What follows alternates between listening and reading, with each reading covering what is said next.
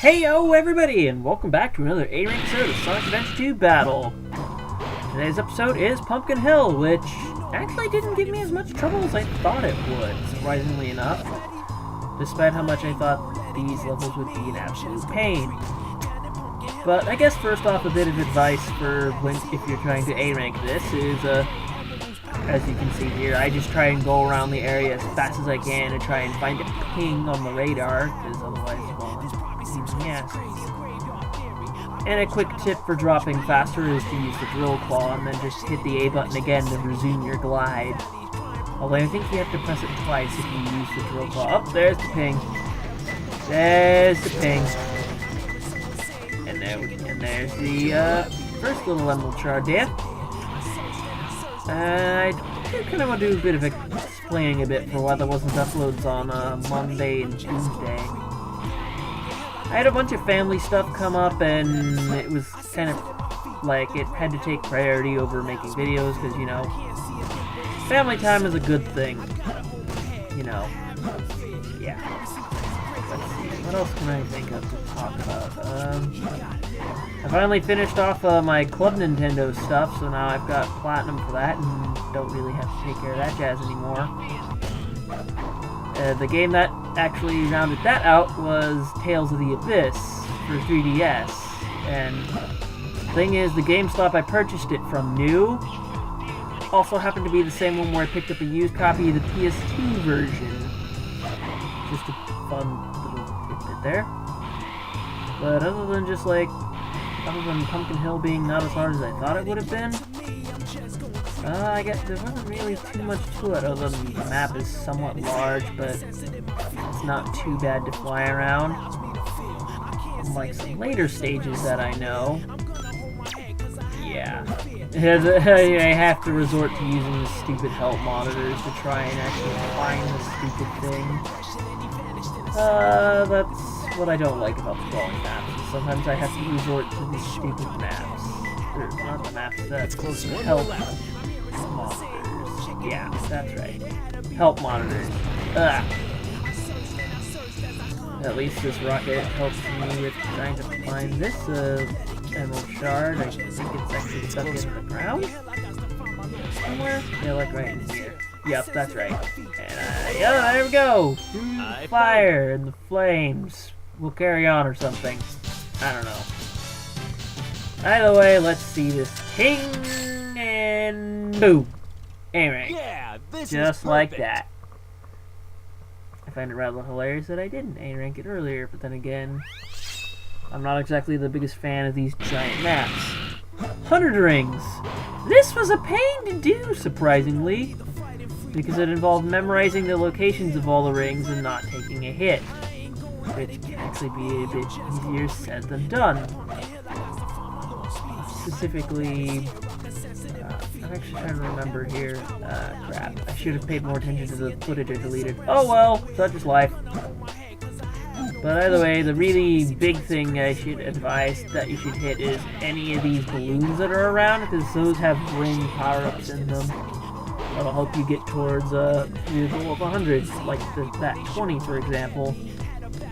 And each of these walkways has a decent batch of rings on them, so you'll want to plan your route around those. Oh, I almost got hit by that stupid thing.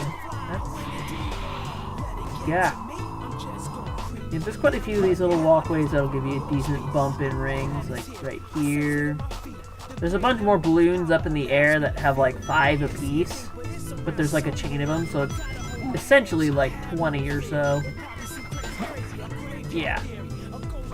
I need to stop being so sniffly. Oh, and a cute little thing. If you happen to fall off, there's a bit of an updraft down below so you won't fall to your death. If only Shadow had something similar, at least. I don't know as of right now, but yeah, that's gonna be the case. At this point, we're at what, 60 rings? Yeah, that ain't gonna be. That's not fun to be at when you're. But then again, you do get like 3 minutes to accomplish this A rank, so there is that, I guess.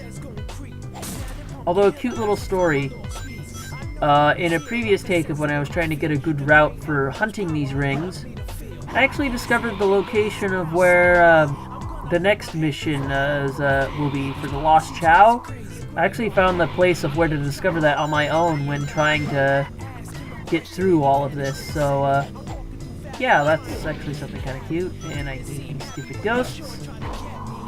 And I figure now that I have all these enough rings to get to this little chain right here.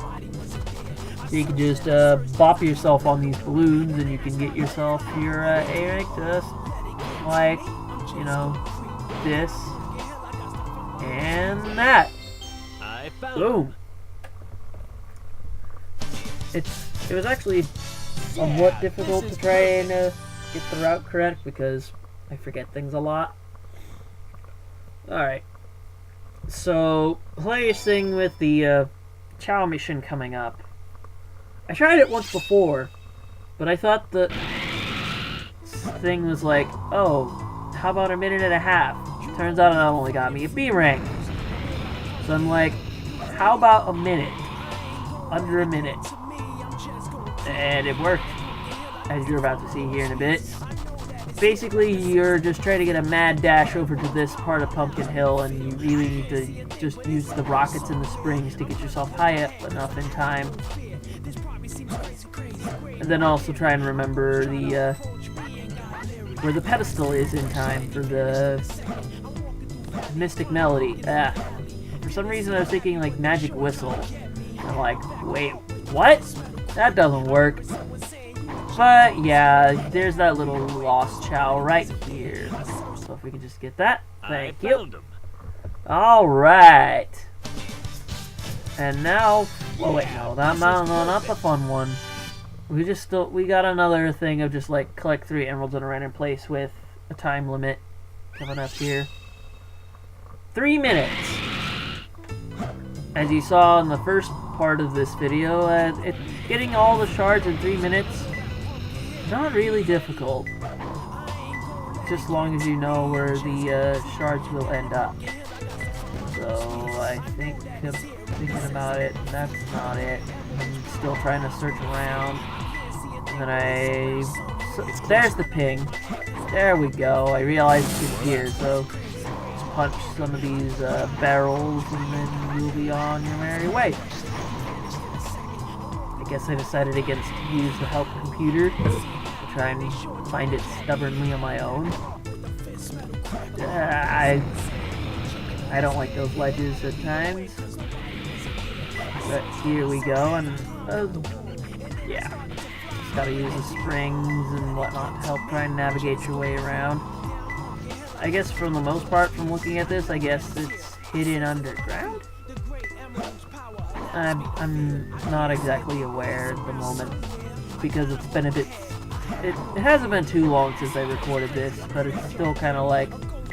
Well, I've already forgotten where it is. It's certainly not that location, at the very least. It's closer. Yep, I remembered it correctly. It's under the ground. And as before, you shoot for perfects or bust, pretty much. Although, it actually wasn't the end of the world when I couldn't find them all. It's just one of those like, oh well. I think this was... I'm trying to remember about this one. I think this was one that's like flying around. I think that's the case. Because I keep getting the radar ping, but I'm having a bit of trouble at the moment finding it. Unless it was like underground somewhere. Let's just see how the video plays out.